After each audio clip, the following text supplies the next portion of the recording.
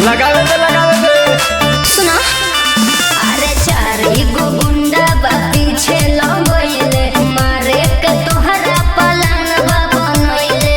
सुन रे पगल पता कली ही नाम बकतना बड़ बड़ लफड़ा में पता कली ही नाम बकतना बड़ बड़ लफड़ा में कहती है कली जवन करे के बा हमर घर बाटे छपरा में। ऐसे मत बोला हो। कहती है कली जवन करे के बा हमर घर बाटे छपरा में बुझल।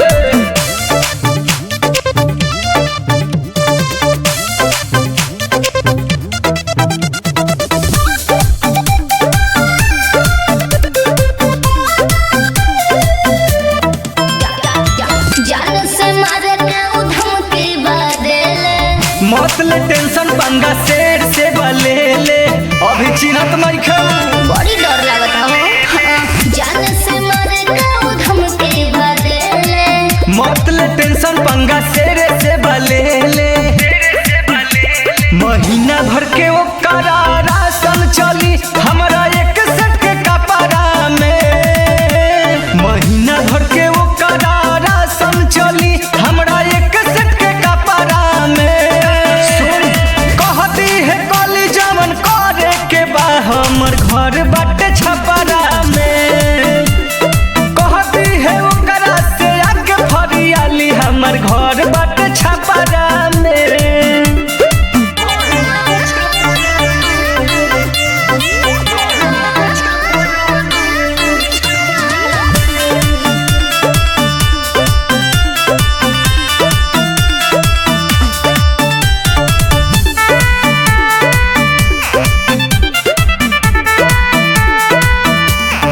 डर लगे रंजित मुजाहिद बात सुन के मारब ना जबले सांस ले हब ना सुकून के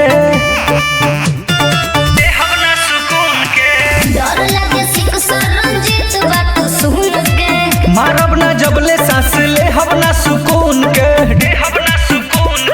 चल जाई पता ओकरा हमारा बारे में जब पड़ जाई अखरा में। अच्छा चल जाई पता ओकरा हमारा बारे में जब पड़ जाई अखरा में कहती है ओकरा से आके फरियाली हमर घर बाटे